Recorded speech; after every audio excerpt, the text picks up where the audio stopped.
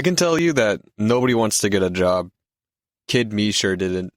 But with me being the first child in my family, I knew I was going to get the job pretty quick. My family has never been in a good financial position.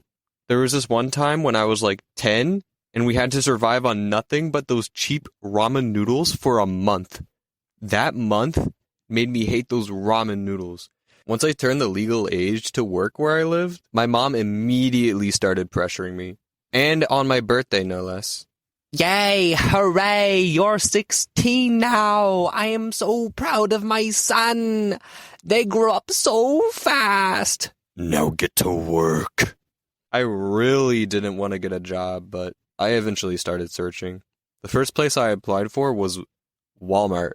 I can't really remember, but I think I applied to be a cart guy. You know, just taking shopping carts from outside and bringing them in. Super easy job. And they promised a little above minimum wage, you know? I was getting that cash. I was gonna get that cheddar cheese. Yeah, so a month went by. Apparently, they just didn't trust a 16-year-old to push carts around all day. They had the application open. They were looking for somebody. And they were still looking for somebody by the time I checked again. So I applied like crazy to everything that was in my city. Shoe stores, flea markets, grocery stores, again, fast food, nothing. Why? There was even a point where I applied for a bank. These all should be easy jobs to get hired for, maybe except for the bank, but I still don't understand. Do they know who I am? Eventually, I did get a job, but it was just mowing other people's lawns with my old neighbor. But that's a story for another time. Why is it so hard to push a lawnmower? So fast forward a bit, and a whole 2 years have passed, and I'm 18 now. I still don't have a job. Every day for my mom, it's, go get a job, go get a job. And like, I'm trying. She wasn't convinced, though. It was either I had the job or I'm not applying. So I applied for something new. It was at my city's local library. I really liked it there, and I thought it would be cool if I worked there. Now, when jobs usually decline your application, trust me, I'm a master at this, I should know. Either a bot will send an email or you will get no response. At all. Completely ghosted. So when I applied for the job and I actually got an email from a real human being, I was excited. This was the closest I've gotten. They wanted to know something about my application, so I responded and I waited excitedly. I mean, think about the financial freedom I could have with that money. They were paying above minimum wage. I could save up, and I wouldn't have to worry about those damn noodles ever again. A week later, they responded, and they rejected me. I was defeated. I applied for jobs 2 years straight, and the closest I got was still not even getting one. It felt like I would never get a job. I will never be a rich million bajillionaire now. I'll be eating cheap noodles for the rest of my life. My mom saw this and immediately took to Facebook. Of course. She went to my local city's Facebook group and posted something like, I can't believe that my 18-year-old, never employed, hard-working, will always follow orders, no questions asked, son still doesn't have a job. And right after that, someone else was probably like, well, it's time to go on Facebook again for the upteenth time today, isn't it, Poochie? Bark. What's this? An 18-year-old, never employed, hard-working, will always follow orders, no questions asked, boy that still doesn't have a job? My word. Poochie, grab me my biscuits. I think we have a new employee. And I was right. It did happen like that. I did it. I actually did it. I didn't get a job through conventional means. I got it through Facebook Pity. Through Facebook Pity. Wow. And it pays less than pushing carts around in a parking lot. Thanks, Walmart. The person that responded was a manager at a Mexican restaurant. Let's call them Hecate. The job that they got me was a busser. If you don't know what that is, basically you clean off the tables after the customer leaves and bring the dishes to the kitchen where they get cleaned.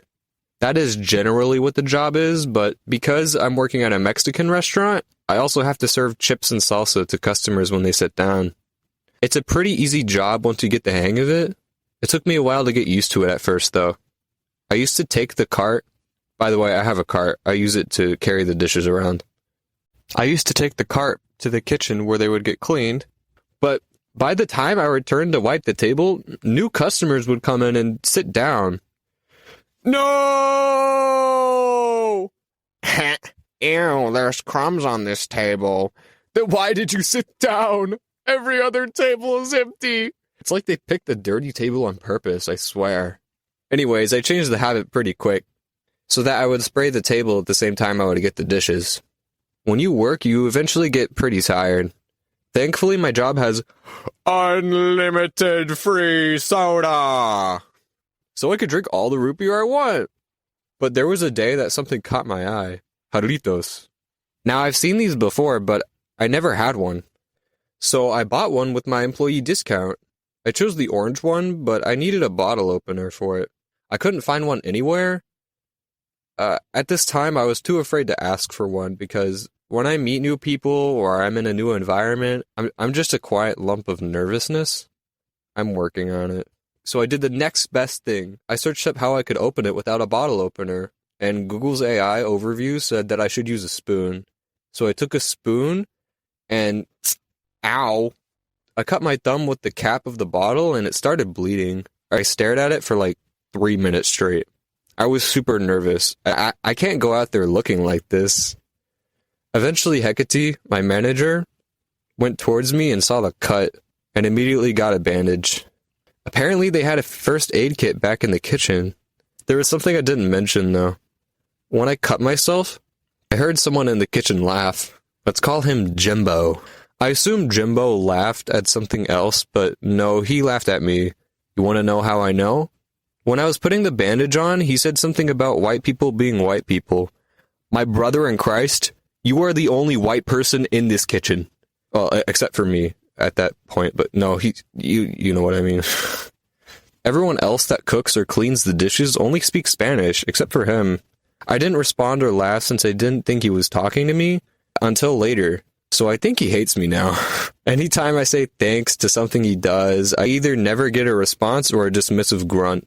I didn't care anyways, the dude was in his 50s. How low do you have to be to make fun of someone's race to get a laugh out? Not only your race, but at someone else's expense. How hypocritical. By the way, that drink was not worth it. It just tastes like Fanta. Even with my employee discount, that thing was like way overpriced. So, now that I got a job, and I know what to do, and all the benefits of it, what else do I talk about? Well, this is when we talk about my coworkers. Ah, yes. The true meat of the story. The coup de grace. The drama. When I first started working there were 3 notable people.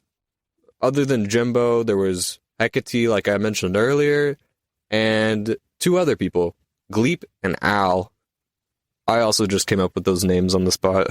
Gleep was a server, and Al was another manager. Gleep and I spent the most time with each other naturally, as we both were near the kitchen the most. And Al and I would usually talk about broader topics, mostly things like consoles or phones. But get this, Al was actually 2 years older than me. 2 years different in age, and he's a manager? That was really hard to get my head wrapped around when I first knew about that. And that about covers it. Well, I mean, I don't know. I thought there would be something else to talk about, but I guess not. Gleep likes men! It was pretty obvious to me, but I didn't care. I actually appreciated someone so different from whom I usually talk to.